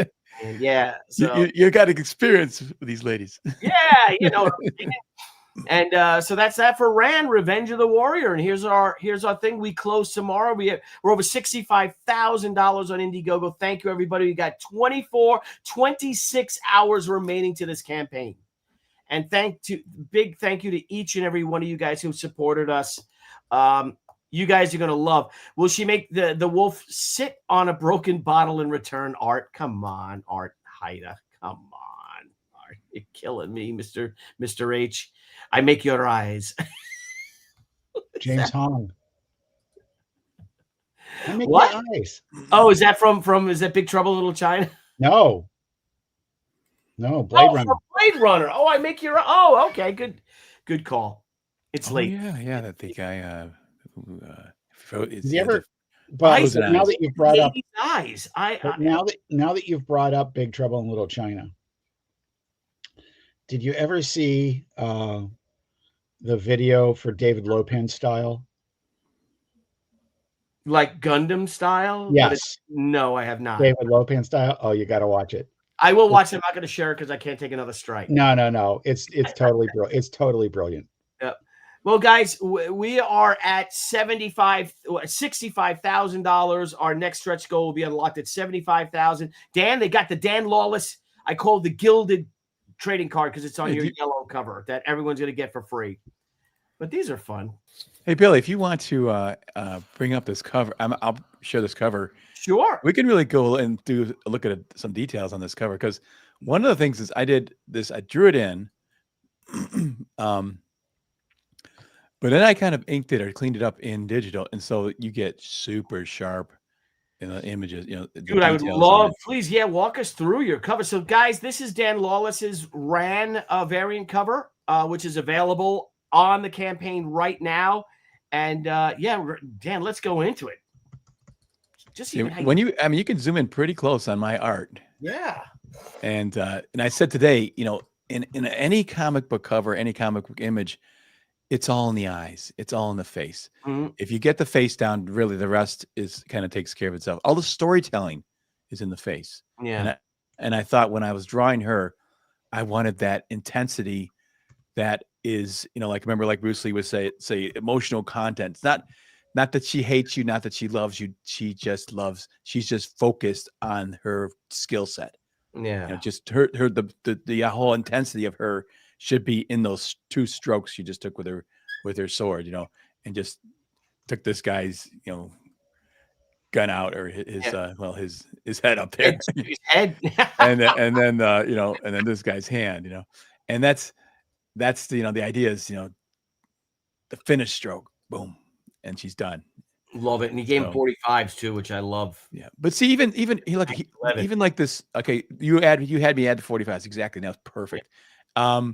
But even like I had this art done for a while, and the hair wasn't as thick as it was. No, it was. Yeah. So I went back and I said, looking at some of the other art, and I thought she needs more hair. So that's the kind of thing where it's like it's not rushed out the door. So I could let it sit there for a couple of weeks, look at it, come back with fresh eyes, and go, what does it need? And kind of that's where we get this stuff to be just spot on and right, and everything's working at the best, because this is what the people deserve. They deserve our best efforts. So I I really enjoy this cover. It's a lot of fun. It's a little unusual to have an action cover, like this or this bloody anyways with she. Because remember we were talking about that, like you're like you got to add more blood. Like I don't want to go too bloody because you don't want to be repulsive. You can still kind of be cool, so to speak. Yeah, but you're Dangerous Dan Lawless, and this is like a bad girl comic, bro. So there is violence. Well, I was right on the heels of your first bad girl when you did She. Remember, I did Barbed Wire. Like what 6 months to a little bit later. I sort of when that you took threw Barbed Wire. When the cover of her and stuff like is she looking back or shooting or something? Not that one. I could Dan Lawless Barbed Wire. I'll find some other stuff. But anyways, this so that I really like that, the bad girl, but she's got to be drawn in a way you kind of can believe it. You can believe this girl. I mean, her shoulders are strong. She can really swing those swords and with tremendous speed. I mean, you give a woman with skill this kind of sword, they are really deadly. So you did a tremendous. I love it. And makes the costume work because again, I came up with a costume. If you guys look at the book Jeff and I did, Jeff's interview with me in the She 30th anniversary edition has the early Rand artwork in it. And I remember Debbie's like, really? You really want to do that? That costume? But hell yeah, now, man. There's a whole damn genre. Look at that face. Oh my God. Just stunning. Yeah, the funny thing is I'm doing this digitally, so I can zoom in. I'm making this mint. When you pull back, it's you don't see that much detail in the final print. It's much smaller, but it is kind of cool to see. It's a really interesting observation, Dan, and one that I am now going to sort of glom onto about if you get the face right, it's going to dominate the piece. Yeah, that's where your emotion is. That's where your storytelling is. It is so striking. I mean, what a beautiful cover. And it all works. You made it work. You made the costume work. I know. And I've been wanting to draw. I mean, I think I contacted you years ago saying, Billy, I'm up for a She cover, and you're like, well, maybe, and then I I've gotten better. Honestly, guys, I'm a better artist than I was a couple of years ago. Like I've been really working hard to kind of develop my style and get back into drawing again. I mean, I was always drawing, but I'm saying I was drawing storyboards for advertising for TV stuff, and it doesn't have to be very good. But when you're today's comic books, they demand excellence. You can't just be second best. You got to keep trying and keep growing and getting better as an artist. Yeah. And that's what I'm doing. And that's fun, So you knocked it out of the park. I mean, you really did. I mean, I am just. Thanks. I am. Let's bring up your campaign. Show people where you can buy this. Yeah, definitely. And something else, guys. I am happy. It says congratulations. Congrats. Your project Rand Revenge of the Warrior Kickstarter exclusive has been accepted. Oh. Ha ha! What does that mean? That is that we can do the good news. Your project has been approved. You can do the Kickstarter. We can do the Kickstarter, which we are launching next Wednesday. Oh, okay. But Dan, I mean, again, thank you so much for being a part of this. Dan, if you ever want to do a cover, we're doing She next. It's She big in Japan, but I am really, really leaning towards a new crossover in June of 2026. She ran so far away. Just throwing it out there. I love it. Jeff, what do you think? You think it's dumb or do you think it's a good idea? Both. All right, let's dude, don't forget, I love Tango and Cash. I don't think it's a good movie. Well, that's okay. That kind of does make sense. There are films like that I'm with. Streets of Fire. Well, I think Streets of Fire is a great movie. It has nothing to do with Diane Lane. I just love that movie. Hey, we got some more. We're over 700 backers. Thank you, guys. I tell you, Billy, if I could come up with a good idea, oh yeah, I'd love to do more covers for you. To me, it's got to be. We got to get it. This stuff's got to be great. We got plenty of time. The next She book, but no, Dan, the one we're going to launch a year from now. It's a totally new IP. Oh, Let's go with that. Yeah. Don't blow the secret on this, but tell Dan about it. Yeah. He should definitely be doing a cover for that. That's it, Dan. Okay. That's what we'll talk about. That. Yeah, you're gonna love that one. In the meantime, I'm going to find another piece to share. You guys talk amongst yourselves. I want to see some of Dan's before we go, because we've been going an hour and a half. But I'd love to see some of. I want to see some of your barbed wire, Dan. All right, let me see if I can find stuff. Find something. If not, we could do it. That'd be fun. Like Dan, instead of Dan the Lark Lawless, of where you came from and how you're. You know, I vote for you every week on the Kings. I gotta let you know that. Oh, thanks. I really do. You know, it's amazing that I love being on that show. It's like it's some. I've come in first. I've come in last. It's like it's so much fun because that's when you know you found your peers. You know. Yeah, 100%. But I just see Aaron, like when Cecil comes in and Cecil wins, or Cecil beats Aaron just like. See, that's getting back to what I was saying before. These aren't just it's not just comics. It's a talk show. It's an entertainment show now too. So people are voting because Cecil's the most entertaining. You know, that's the reality. He's funny as hell. You know. Yeah. So, guys, Dan Lawless's cover right here, man. This campaign ends tomorrow evening. Again, hopefully we'll be streaming on Ethan doing the close. If not, I'm going to go live tomorrow. I want to get up and go hunting, and the Islanders are playing the Vegas Golden Knights, so I want to watch that game before I go to bed. And guys, this is Fred Bennis's cover, Leandro Oliveira's cover, Dan Lawless's cover, this special mystery cover colored by Dan Lawless to be revealed. I know, I'm so excited. Jeff, did I text it to you? You did not yet, I don't think. All right, let me text it to you. Hang on, Jeff. I'll do that now because I am so excited over it. Oh my gosh. Oh my God. Where is it? Where is the cover? Okay, Bill, here's the one of the barbed wires I did. I started actually on issue 2. Okay, 2. All right, Jeff, I just texted you the cover. Thank you. All right, let's see here. Someone said this is my new number. Who is it? This is my new number. That's not helping me. Who is this? It just says this is my new number. Are you getting like lots of random texts like, hey, can we talk, and that kind of stuff like that?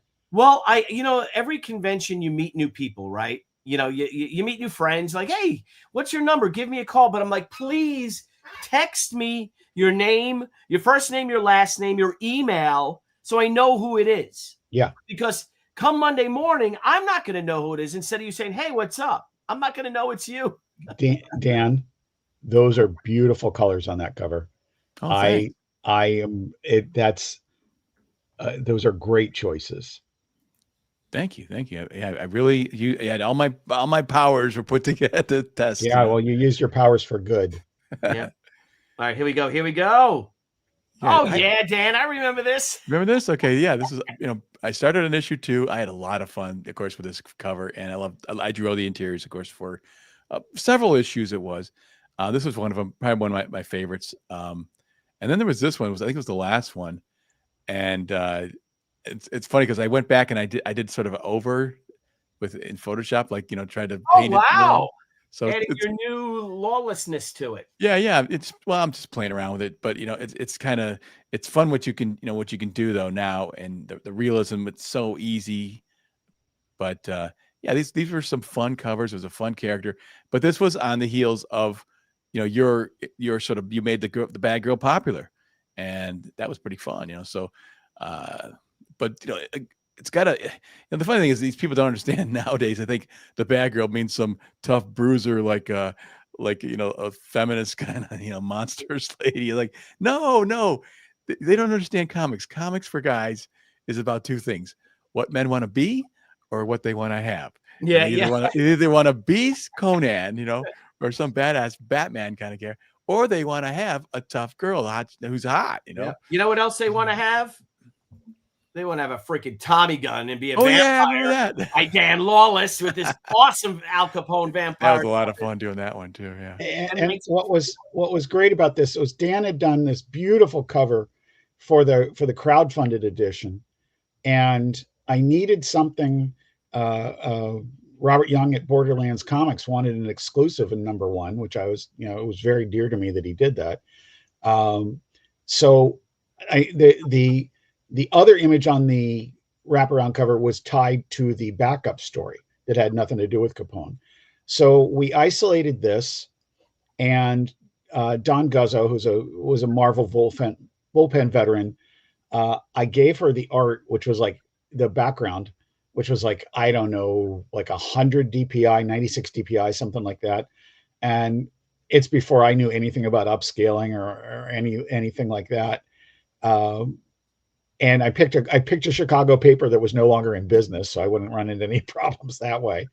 But I just love this cover, man. I know, it's great. Great It's fun. job. What a great all around. Just But this, the concept too. I mean, Al Capone as a vampire just is too cool. That is such a crazy idea. I thank you, Dan. One of the great things about creator ownership that we've been talking about is when you have like a really weird idea, there's not a lot of people that can tell you no.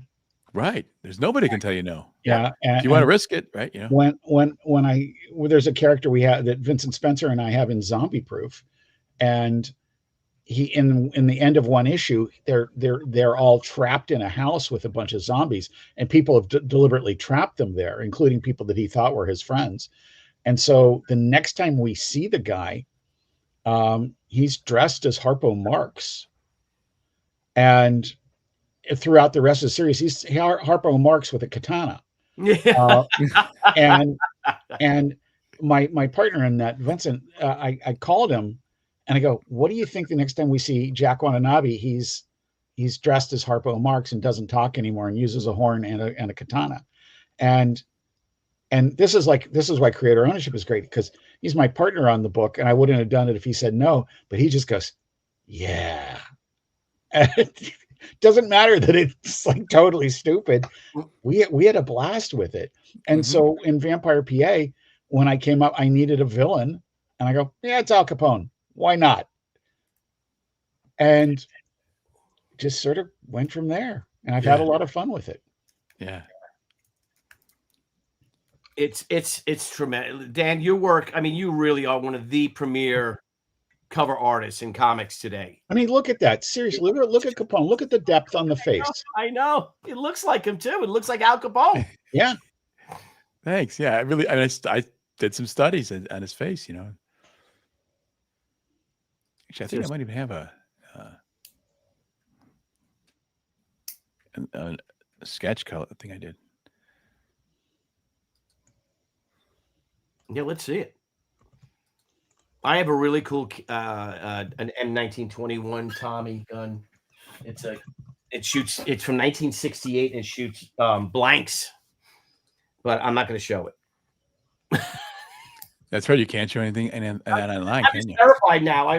Because Niall will kill me if I strike this damn. If I get this channel struck with all the, with the amazing library of pages we have. I mean, shows we have, and 1,000 shows or close to it or something. Videos. Oh yeah.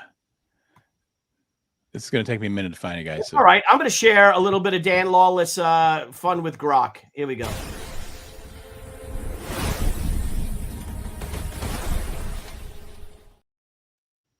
Here's another one. Nice.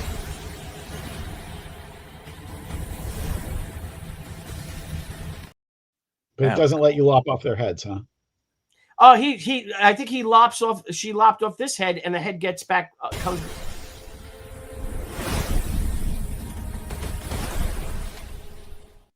I like, Dan, you know what I like? I like how it ends.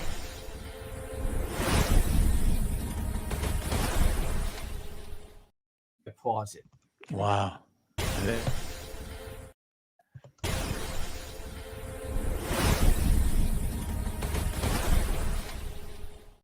Oh, it's not letting me pause. Here's another one.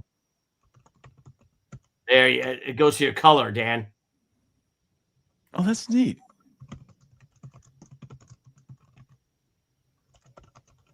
Groovy, right? Yeah. Here's one for everybody, too. Oh, man. Goodbye. She's got everything in the right place. That's for sure. Thank you for helping me break $50,000. The only thing is, you realize now, as we're old guys, we're getting a little creepy. Yeah, I know, dude. I know. Let me take Jeff off and add this. There you go, buddy. Yeah, there's the study I did of Al Capone before I did that. He's like, That's freaking great, Jeff, man. you got to use that. You got to call it like for your letters column or something. You know, it's gonna be You called. know, I don't know. You got to call it the honestly, Capone. I gotta quote. find a way. I gotta find a way to use that.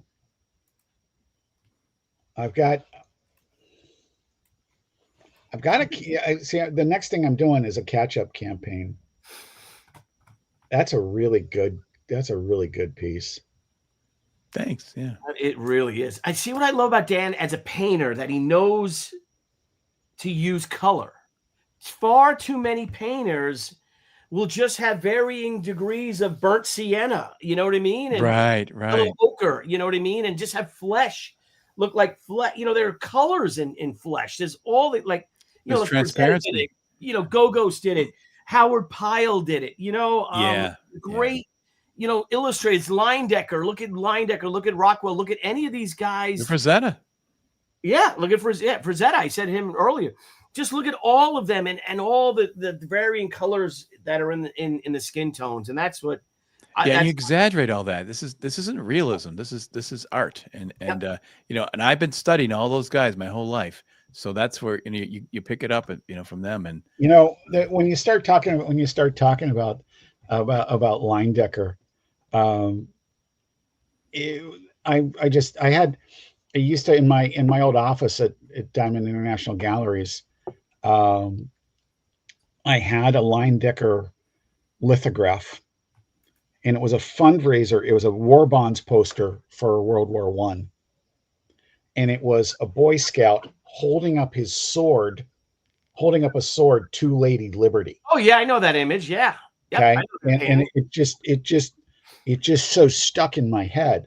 Yeah. And when I hired J.G. Jones to do the cover for Overstreet 44, he said it's a Batman cover, and we talked about it ahead of time, and he sent a note, and he says, "Hey, I went a little off script, and went heavy Leyendecker influence." And I just remember sitting at my desk, and my hand was on the mouse, and I said approved, and then I clicked it open. Yeah. Excellent. And of course I was blown away. Yep. Dan, how much do you charge for a cover to color for your friends? It's all over the map, All right, I'm going to reach out to you, see if you want to color. Billy, he charges $65,222. Well, I was looking more like $338, but anyway, somewhere in between there, a little bit above $1.38. Yeah. Hey guys, Dan, thank you for coming on. Jeff, thank you for joining me too. I've been going over an hour and 45 minutes now. I want to get up early because I want to watch a little hockey, go to bed, and get up and hunt. Get up at 4:45 and get out. I am getting up early. Rosina's got a small procedure in the morning.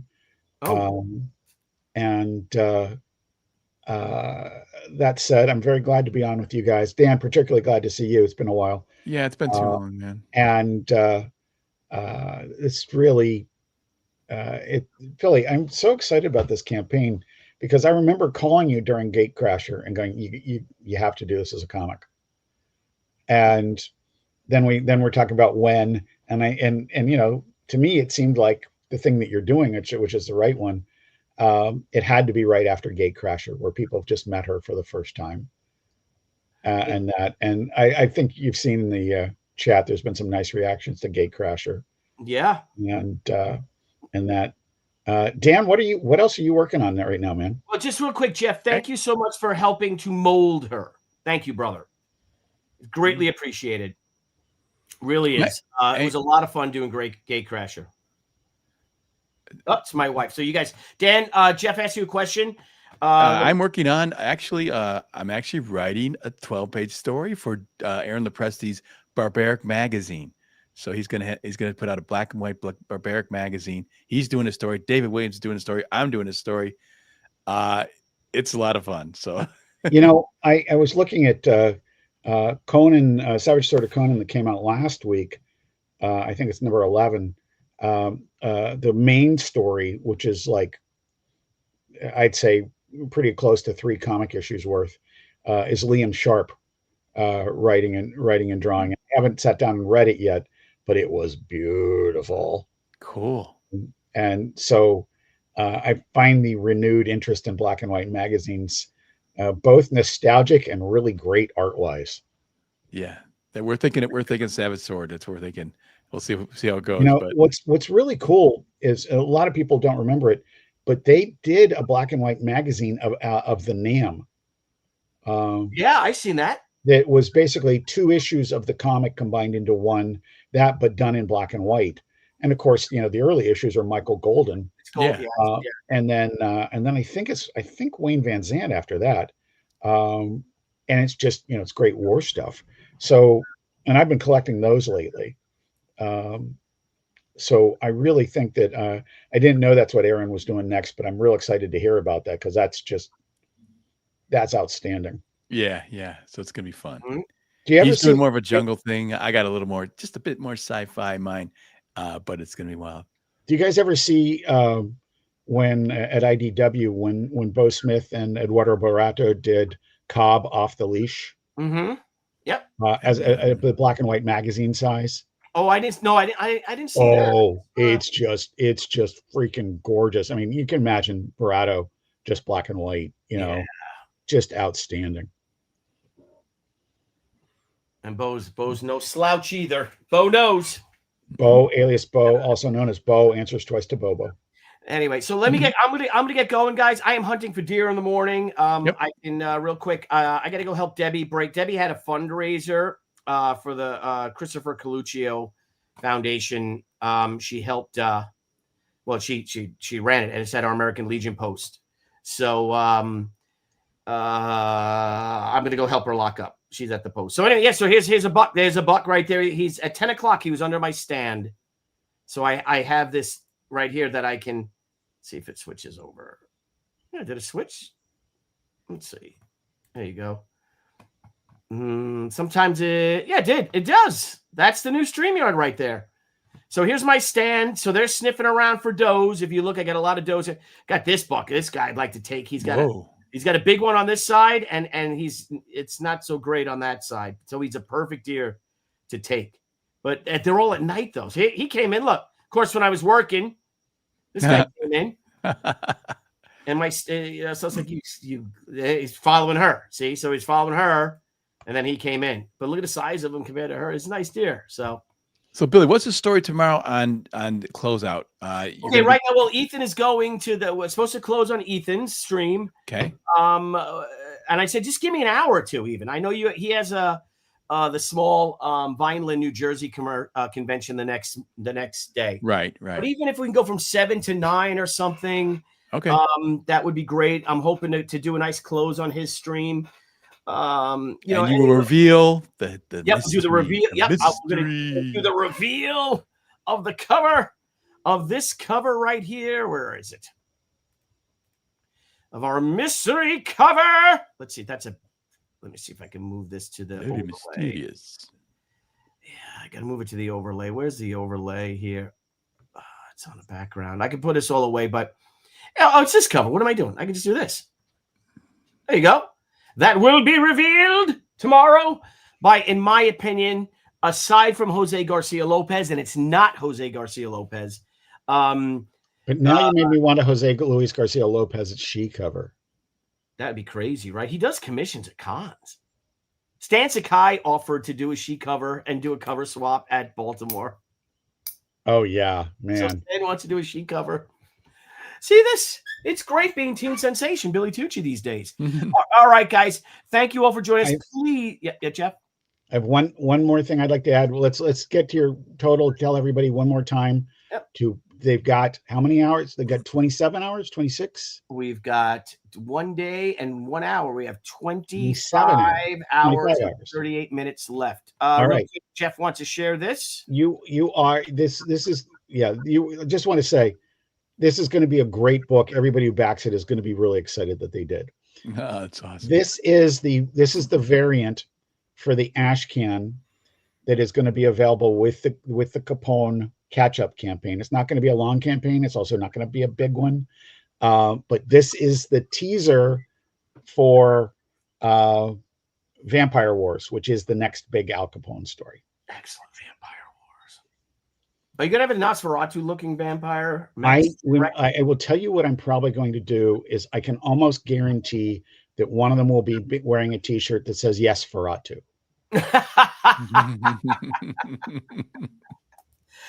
Very good. All right. So we'll be there for the launch. We'll launch it, Jeff, together. Yeah, absolutely. Hey, thanks to the chat, by the way. If everybody showed up today, that's awesome. Yes, seriously. Thank you to everybody, particularly everybody who was very active in the chat. And Dan, it's really excellent to get to talk with you. And it's been a really weird time, so I really appreciate talking to people I want to talk to. Yeah. Well, it'll all work out. It all works all out. part of the show, Jeff. We're all independent, so it doesn't matter really, It's all part of it. Anyway, guys, thank you all for joining us. I'll see you guys tomorrow. I might even stream tomorrow and maybe do a drawing. Cool. Maybe try to work on that. I have to do an Ashcan cover. Not an Ashcan, I'm sorry. I have to do the newsprint edition cover for the Kickstarter because that's what will be different. The Kickstarter is an exclusive. We have to have different things for Kickstarter compared to Indiegogo, or Kickstarter won't run it. So there will be a different Ashcan cover. It'll be an exclusive Kickstarter Ashcan cover. So, all right. Hey, Paul Taylor caught a wild boar. Well, I hope he kills that boar and eats it. All right, guys. Peace out, mofos. Yes, mofos. You guys are all wonderful. You, my friends, thank you for joining me. I hope you guys enjoyed looking at the rough cut, the roughs, and Brand Revenge of the Warrior coming on. We're over $65,000. We've got 1 day, 1 hour, and 35 minutes to go. Yeah. Thank you all. And what can I say? I'm going to say goodbye. So you guys want to say goodbye with me? See y'all. Bye. Let's find the closeout. Goodbye, guys. Thanks a lot. Bye. Hey everyone, thank you for joining us on Pop XP. If you haven't already, make sure to click that subscribe button and also click the bell for notifications when we go live and we upload some awesome new content. Also, don't forget to head on over to Twitter and follow us at the Pop XP and over on Instagram at the Pop XP. Thanks again everyone, and we'll see you soon.